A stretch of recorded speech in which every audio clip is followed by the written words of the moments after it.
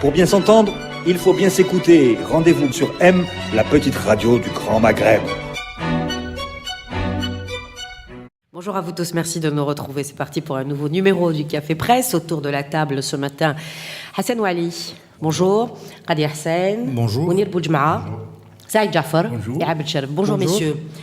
Alors, avant de commencer à dérouler les faits de la semaine et ce qui s'y est déroulé, on ne va pas déroger à la règle. L'information, rapidement, qui vous a le plus marqué cette semaine en un mot. Hassan, on va commencer par toi. Le carnage de Bardo d'hier à Tunis. Le carnage de Tunis, évidemment, on va en parler, mais je voudrais quand même dire un mot de la publication du rapport de l'Union européenne sur le vote de l'année dernière en Algérie. Ça nous rappelle que nous avons un président très, très mal élu. Voilà. C'est bien de le rappeler. De le rappeler parce qu'on n'aura sans doute pas l'occasion d'en parler ce matin. Mounir.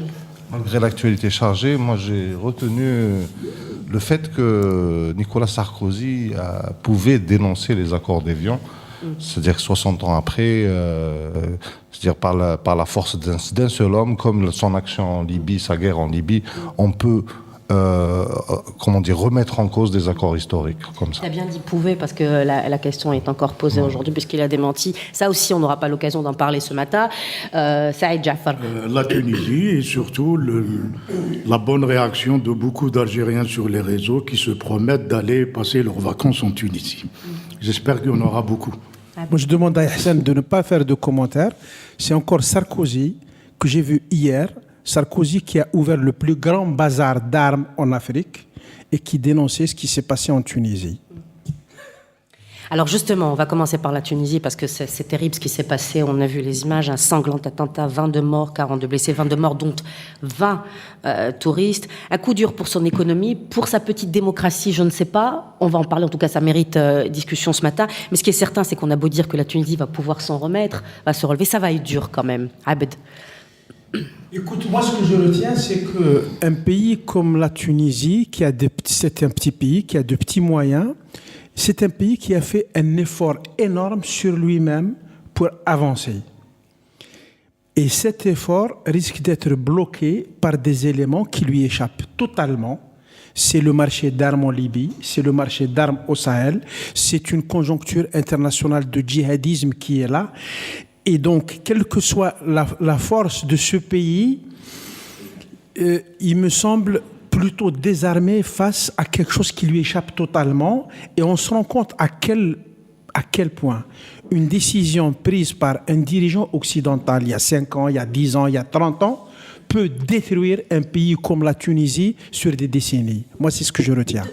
D'où la Tunisie tirerait sa force, justement? D'où est-ce qu'elle pourrait tirer sa force dans cette conjoncture Il faut signaler que cet attentat intervient au moment où la démocratie se consolide dans ce pays, où les institutions démocratiques se mettent en place.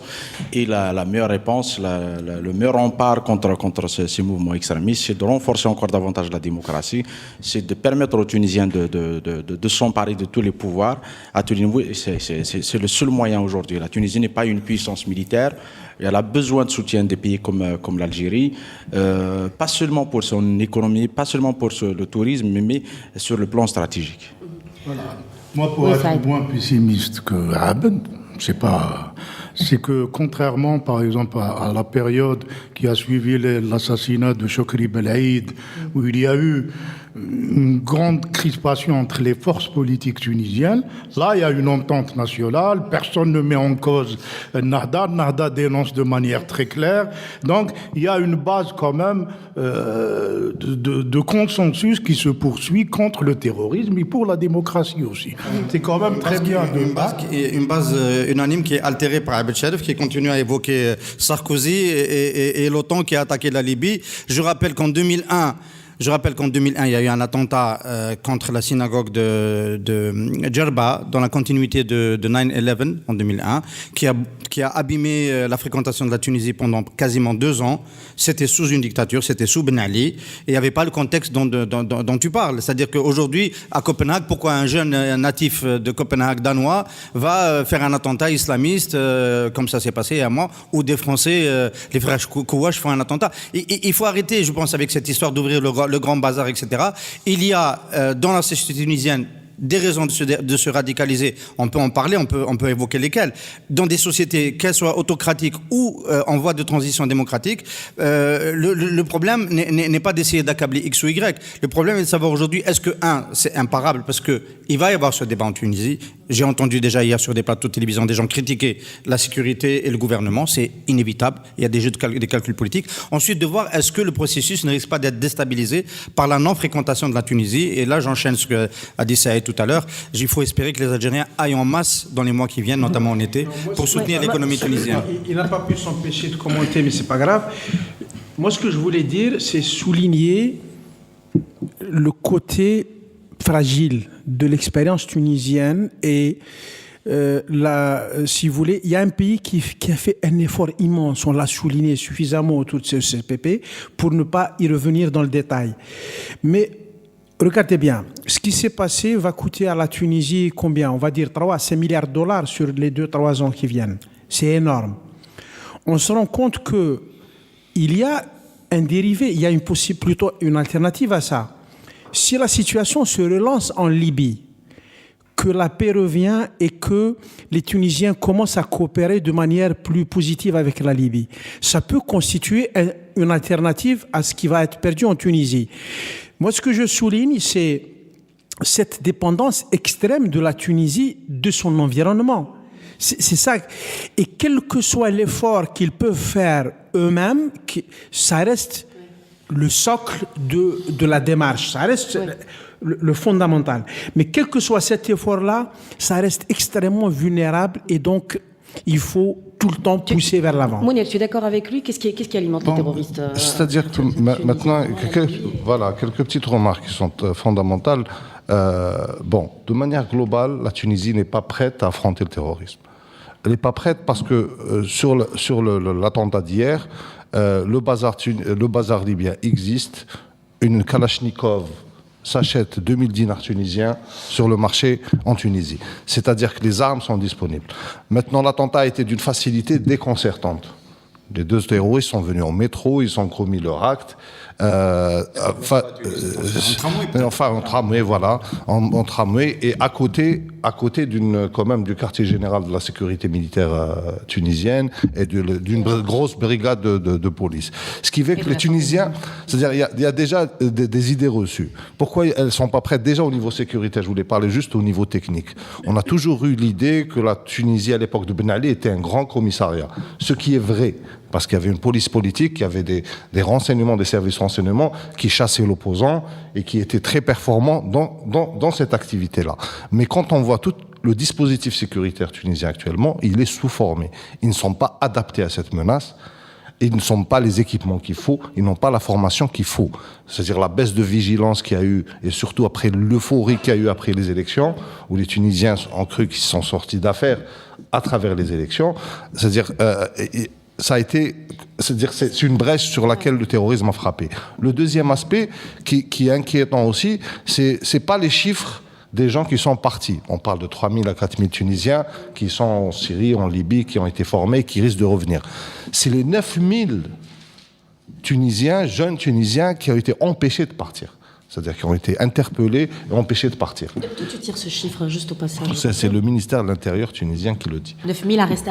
Non, 9 000 jeunes Tunisiens qui ont été empêchés de partir pour aller s'entraîner ailleurs, c'est-à-dire en Irak, en Syrie, en Libye. Ce qui fait que c'est énorme, c'est un potentiel. À l'échelle de la population tunisienne, 9 000 jeunes, c'est énorme. Le troisième point qui est important, sur ces 9 000 jeunes, pourquoi ça n'a pas été permis de partir? Ils n'ont pas pu partir parce que, actuellement, dans la matrice islamiste, Al-Nahda, avec ses éléments, puisqu'ils sont dans le gouvernement, puisqu'ils sont une force politique légale et pacifique au sein de la société politique tunisienne, coopèrent au sein des mouvements islamistes et au sein des réseaux salafistes pour empêcher les jeunes de partir à travers les mosquées, à travers une sensibilisation. Or, l'attentat d'hier signe aussi la rupture de la salafia pure et dure dans sa sharia et de Uqba ibn Nafi' avec Al-Nahda. C'est aussi un message à Al-Nahda. C'est très important. Donc, Enfin, c'est les plus nouveaux quand même. La rupture entre Salafia, Ansar Sharia avec Nahda, ça date déjà. Depuis Chahanbi, depuis que Nahda était dans le gouvernement d'union, la rupture était déjà là. On voit bien que Mounir Boudjema est un journaliste très sécuritaire dans sa grille d'analyse. Alors, il dit, il a une vision très sécuritaire des choses. Il dit que la Tunisie n'est pas outillée pour faire face. Ben non, elle est outillée parce qu'elle a, à mon avis, elle est outillée. Elle a un système démocratique. C'est la base de la lutte contre le terrorisme. C'est pas les armes, c'est pas la formation des policiers. Non, l'expérience nous a montré que des pays qui sont supposés être très outillés ne réussissent pas parce qu'ils n'ont pas les instruments politiques de gestion de la situation. Je pense que c'est plus important que les armes. Enfin, ça vient avant les armes.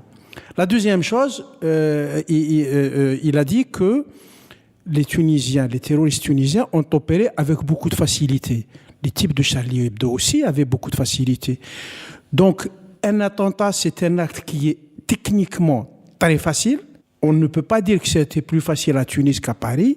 Et pourtant, donc, voilà, je pense qu'il faut remettre les priorités ou remettre de l'ordre dans les priorités.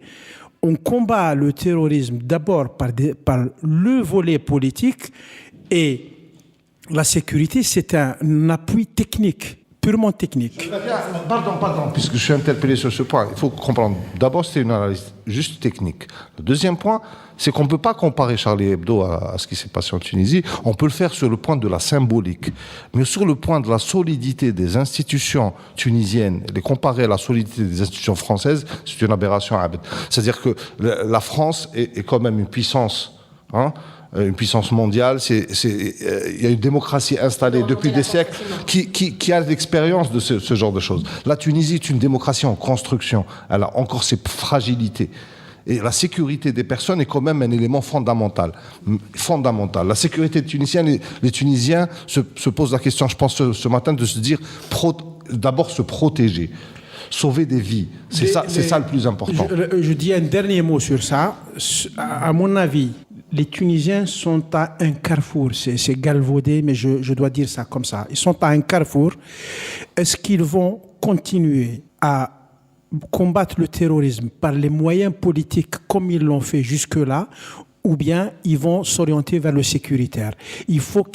À mon avis, il faut qu'ils axent l'essentiel sur le politique. C'est là qu'ils vont gagner. Non, mais les deux ensemble ne sont pas incompatibles. C'est-à-dire, En fait, si on veut donner des objectifs à l'action terroriste qui a été menée, il y a là économique, il s'agit de déstabiliser l'économie tunisienne.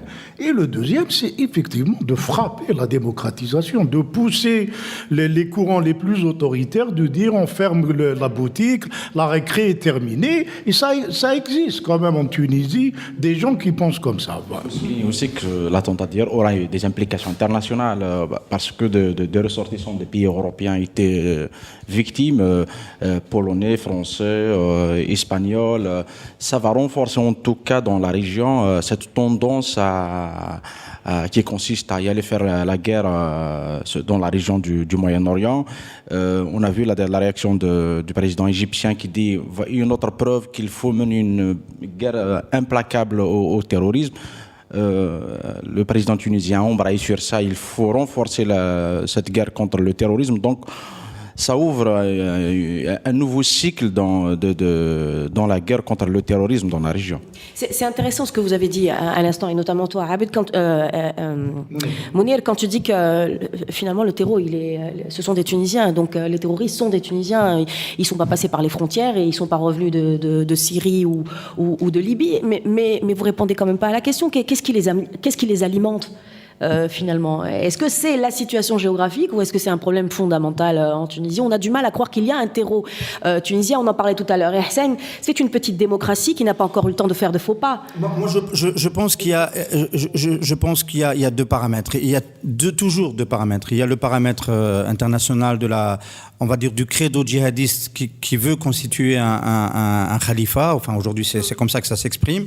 Et donc, il y a toujours des possibilités aujourd'hui, alors que nous fonctionnons dans un monde sans frontières, grâce à Internet notamment, de recruter des gens, même si on n'est pas dans le pays, et de les amener à se radicaliser. Donc il y a cette dynamique-là. Et puis il y a le contexte local qui fait qu'à un moment donné, il y a toujours eu un courant djihadiste en Tunisie qui était réprimé, écrasé, etc., qui a pu prendre de la force à la faveur de l'ouverture démocratique. Paradoxalement, c'est ça que ça peut provoquer en premier, mais qui en même temps ne va pas pouvoir être légitimé politiquement parce que l'ouverture démocratique, ça sert à ça. Ça permet de valider plutôt les arguments constructifs que ceux du courant djihadiste. Un mot. Pour moi, la gestion politique du risque sécuritaire a été déjà très bien gérée en Tunisie jusqu'à aujourd'hui. C'est-à-dire qu'en 2011, quand il y a eu la révolution, on aurait pu avoir très peur pour ce pays-là, parce qu'il y avait un régime justement très autoritaire, dont les instruments de répression avaient été plus ou moins démantelés. Et quand on fait statistiquement le point sur la période, il y a un attentat tous les 4 mois, un attentat notable tous les 4 mois en Tunisie, dans un pays en transition, etc. Moi, je considère que c'est déjà un succès, parce qu'il y a eu le processus électoral, parce qu'il y a eu une Nahda au gouvernement, parce qu'il y a eu le discours de déradicalisation, etc., qu'a tenté Nahda et tout ça. Aujourd'hui, je finis sur ça très vite, il y a un changement de stratégie chez les djihadistes. Ils se rendent compte qu'ils ne peuvent pas mettre la pagaille en fréquence d'attentats, ils choisissent le qualitatif, entre guillemets. Ils choisissent le qualitatif. Et ce qui fait très mal, c'est qu'à la première tentative de faire un grand attentat qui touche l'opinion, ils réussissent. Voilà. En Égypte, c'est l'inverse qui est en train de se passer. Il y a tous les jours des attentats contre Sisi et la dictature de Sisi, voilà. Mais on n'en parle pas parce que ce sont des petits attentats. L'Égypte est l'exemple même où la gestion politique fait défaut. On est dans l'éradication la plus plate, la plus absurde, qui est en train d'acculer des centaines de milliers de frères musulmans qui n'ont pas pris les armes et qui sont en train de les pousser à prendre les armes. On est dans l'absurdité la plus totale, alors que la Tunisie, on est dans une gestion tout à fait différente, ce qui est remarquable. C'est une réflexion très intéressante sur les transitions. Et là, on revient à quelques fondamentaux dans ce qui s'est passé. C'est là que Hussein m'a coupé la semaine dernière.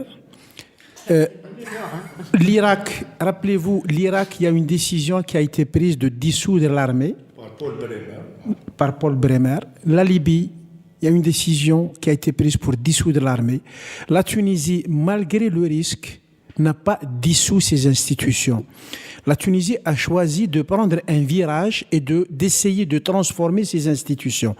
C'est des choix à faire. Dans les moments de grande révolution, on rêve tous du grand soir, où on balaye tout et on construit un truc complètement nouveau, un monde nouveau, etc. Dans le réel, on constate que quand on prend les virages en douceur, ça donne probablement de meilleurs résultats. L'Égypte, qui a pris des chemins chaotiques totalement inverses, est en train de sombrer. Et là, moi, je suis effrayé par le cas de l'Égypte. C'est comme si le pouvoir décidait de pousser 10 000 personnes à prendre les armes. Et donc, ces gestions de la transition... C'est beaucoup. Comment prendre... Oui, enfin, symboliquement... donc, cette manière de prendre les virages devient centrale dans nos pays, parce qu'il ne faut pas oublier qu'en Algérie, on est aussi dans le virage. Voilà, moi, je voulais quand même ajouter sur la Tunisie. Il y a un besoin d'Algérie en Tunisie qui ne s'est pas vraiment fortement exprimé, qui doit aujourd'hui, à mon sens, c'est mon point de vue de citoyen, se faire de manière très forte et pas uniquement dans l'aspect sécuritaire qui est en train de se faire, à mon avis. Oui. Non, Barakat va soutenir le mouvement démocratique en Tunisie. J'espère que ce n'est pas seulement Barakat. Oui. Voilà. Il y a sur l'aspect, ce qu'a dit Hassan tout à l'heure, sur l'impact à l'international, il y a quelque chose qui quand même, il faut le dire. La Tunisie n'a pas besoin de mots et de discours de compassion. C'est pas ça dont elle a besoin. Elle a besoin d'aide concrète à l'échelle internationale.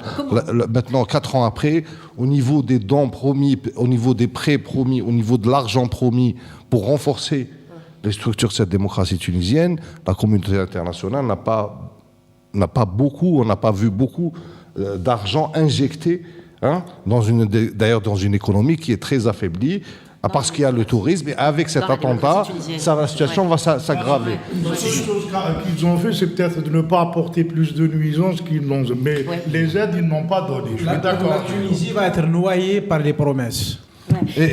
Pardon, juste deuxième point.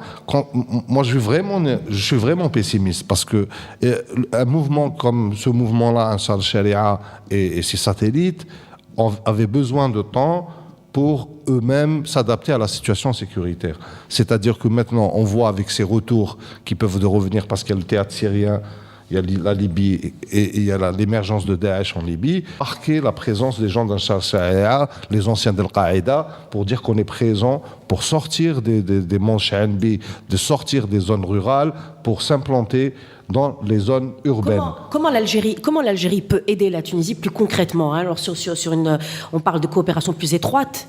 Comment est-ce qu'on peut avancer sur cette question sécuritaire qu'on n'a pas fait jusque-là? D'abord, avant la Tunisie, il faut faire plus d'efforts sur la Libye. Il faut indéniablement faire plus d'efforts sur la Libye parce que c'est devenu le lieu central des problèmes de la région. C'est devenu un grand problème. Mais l'Algérie et la Tunisie seules peuvent-elles faire un barrage contre le terrorisme, justement? Peut-être sans le Maroc, pour l'instant. On le sait, les réponses à des questions de ce type, elles ne sont jamais... c'est pas un seul de pays, hein, ça implique tout de suite toute la communauté internationale. Hein. Si effectivement la Libye continue encore à s'enliser, si on ne sort pas de ce bourbier, de cette guerre en Libye, ça va impacter pas seulement la Tunisie. Pour l'instant, c'est la Tunisie parce que c'est immédiat, mais ça va être d'autres pays aussi. Hein. Donc l'urgence est de trouver une solution au cas libyen. Il y a 2 ans, il y a 2 ans, le Forum social mondial s'est tenu en Tunisie.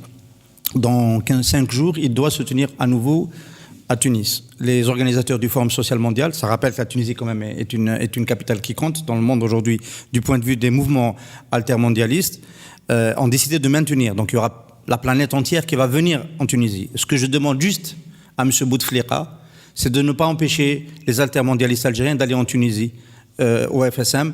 La police algérienne des frontières a bloqué 2 bus, il y a 2 ans, de militants algériens et les a empêchés de rentrer en Tunisie. Ce serait déjà une très bonne aide.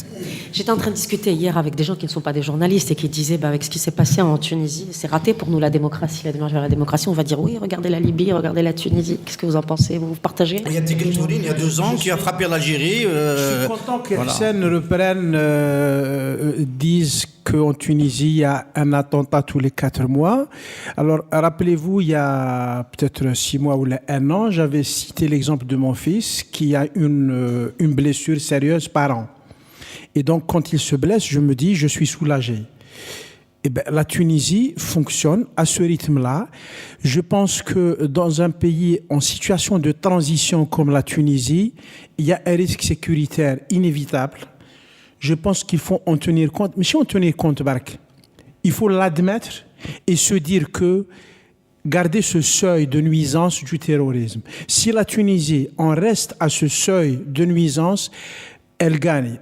Maintenant, pour ce qui est de la Libye est aujourd'hui une source de nuisance. Pourquoi elle est très importante pour la Tunisie? Aujourd'hui, elle est une source de nuisance, elle peut devenir une source de solution. Donc, non seulement aujourd'hui, il y a le problème qu'elle provoque, il y a aussi le manque à gagner. Oui, c'est les Tunisiens qui vont travailler en Libye, c'est l'argent que ça rapporte. Ça peut balancer. Un tiers de la population libyenne est en Tunisie. Hein. Imaginez le poids que ça représente. La première réaction hier, c'était en réaction à ce qui s'est passé à cet attentat, et il disait c'est ce qui arrive à toutes les démocraties. Bon, vous n'avez pas l'air de vous sentir concerné non plus par rapport à la question que je viens de poser. Qui a dit ça? Le président tunisien. No comment, c'est pas encore une démocratie, ça arrive partout. Parce que je vous ai posé la question. Le président algérien? Oui, je vous ai dit. Non, le président tunisien. Ils disent quoi? Je n'ai pas compris. C'est la faute à la Sa réaction, non, il a dit c'est ce que vivent toutes les démocraties. Vous ne vous sentez pas concerné? C'est pour ça que je vous pose la question de savoir est-ce que ce qui vient de se passer en Tunisie, en tout cas c'est ce que j'ai entendu moi par... D'une manière ou d'une autre, ce qui se passe en Tunisie, ce qui se passe en Libye, en Égypte, dans toute la région, il faut qu'on se sente impliqué justement de concerner et s'impliquer de la démocratisation. Et il faut, ce n'est pas la faute à la démocratie en tout cas, il faut renforcer la démocratie, il faut revenir à la démocratie en Algérie, ça c'est indéniable. Il y a aussi un point quand même sur la Tunisie, je ne sais pas ce que ça représente exactement. À mon avis, c'est très important. C'est l'histoire de la succession en Tunisie. Aujourd'hui, la Tunisie est bloquée autour de Qaïd Sebsi. On sait que dans le parti de Sebsi, c'est en train d'exploser. Une scission. Comment va se jouer la succession à l'intérieur du bloc qui a gagné les élections? Ça va être déterminant sur le reste. Si c'est un groupe de type, on va utiliser les caricatures pour simplifier, si c'est un groupe de type éradicateur, de type benaliste qui prend les commandes du pays, c'est mal parti. Par contre, si on garde cet esprit de solution politique aux problèmes sécuritaires, à mon avis, ça peut encore avancer, ça peut aller très loin. Toujours pro Marzouri. Je pense qu'on va se poser un peu la situation algérienne. Ce qu'on a connu en Algérie dans les années 90, à la Tunisie, on n'est pas dans le même schéma, ni politique, ni sécuritaire. Les fondamentaux sont les mêmes. C'est les matrices, les courants politiques, les courants idéologiques, c'est les crispations. Les Tunisiens ont réussi à décrisper ces rapports et ils les gèrent plutôt bien. Je voudrais quand même juste rajouter un dernier. Heureusement que Nahda n'a pas gagné les élections la dernière fois. Ça aurait été dramatique aujourd'hui. Voilà. Faut pas opposer l'antiterrorisme à la démocratisation. C'est-à-dire ça c'est pas quelque chose d'antinomique. C'est-à-dire les sociétés occidentales sont les plus sécurisées, c'est pas pour ça qu'ils sont pas démocratiques. Donc à partir de là. Et dans sa naissance. Oui, dans sa naissance, c'est ça, mais la violence. On a tendance à les opposer parce qu'en Algérie, c'est l'un contre l'autre. Je n'ai jamais pensé qu'ils sont opposés. Moi, j'ai toujours pensé, les gens qui disent solution politique, ce sont des gens qui ne sous-estiment pas la solution, l'appui sécuritaire, mais qui mettent la solution politique en avant, c'est tout. Puisqu'on est resté sur... Oui, vas-y. Moi, je pense qu'aujourd'hui, tout le monde est conscient qu'il faut apporter des réponses globales, ne pas se contenter d'une seule réponse politique ou sécuritaire ou économique. Moi, je voudrais revenir à la question de Sohila, parce qu'on a encore continué 2 minutes sur la Tunisie. L'aide, comment l'Algérie pourrait aider la Tunisie? L'Algérie a raté un grand tournant. Enfin, depuis 2011, on l'a répété plusieurs fois sur Maghreb émergent. Du temps où Saïd Jafar était aussi à Maghreb émergent. Et c'est l'investissement. C'est l'investissement, c'est l'aide et l'investissement algérien en puissance. On n'a pas fait de fonds souverains algériens, mais on aurait dû dégager des possibilités d'investissement. On a prêté 5 milliards de dollars au FMI, il était possible d'en réserver la moitié en aide directe à la Tunisie, en contrepartie de possibilités pour les investisseurs algériens d'aller plus puissamment sur le marché tunisien, de créer des emplois, de casser les dernières barrières qui existaient du temps de Ben Ali, etc. On aurait rendu beaucoup de services à la société tunisienne. Comment tu veux qu'un pays qui a 200 milliards de dollars de réserves de change et qui fait 2% de croissance chez lui, comment tu veux qu'il investisse en Tunisie? Ils ne savent pas faire. Ce ne sont pas les mêmes... Oui, ils ne savent pas faire. Ils ne savent pas faire. C'est absolu. C'est devenu absolu. Mais en plus, moi, je préfère qu'ils ne le fassent pas. Ce ne sont pas les mêmes acteurs. Ce ne sont pas les mêmes acteurs. Un dernier mot. Ce ne sont pas les mêmes acteurs. S'ils le font, personne ne croira qu'ils sont en train. Tu vas le faire. Personne ne croira qu'ils sont en train d'investir. On pensera tous qu'ils sont en train de faire fuir de l'argent. Point. Sur les aides, c'est-à-dire que effectivement l'Algérie avait raté ce virage-là, mais en termes concrets. C'est-à-dire, il y a actuellement en Algérie des gardes forestiers tunisiens, des douaniers tunisiens qui sont formés avec des fonds algériens. Au-delà des aides directes, qui sont monétaires, qui sont financières.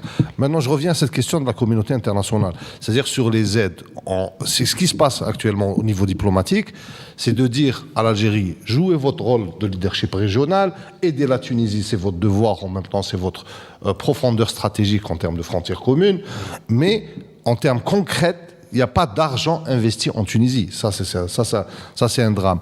Le deuxième point sur lequel je voulais revenir, sur l'attentat lui-même, c'est-à-dire qu'il ne faut pas effectivement, ça frappe le tourisme. Comme a dit Abed tout à l'heure, les Algériens ont un devoir de solidarité de partir en Tunisie. Les Algériens ont intégré le phénomène terroriste comme faisant partie d'un risque inhérent à leur vie quotidienne. Donc effectivement, il y aura des Algériens. Mais il faut se garder d'être aussi paternaliste vis-à-vis de la Tunisie. Et ça, c'est un équilibre à tenir qui est assez... moi, qui me choque un peu, c'est-à-dire qu'on a l'impression qu'on parle d'une province.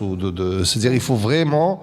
en même temps aider la Tunisie, en même temps d'échapper à ce paternalisme qu'on le voit parce que les critiques les plus fortes qui sont portées au gouvernement tunisien, c'est que dans les 5 minutes qui ont suivi ce qui s'est passé en Tunisie, c'est toujours l'Élysée, le Quai d'Orsay qui réagissent avant même le gouvernement tunisien. C'est insupportable. Voilà, on va terminer sur ce mot.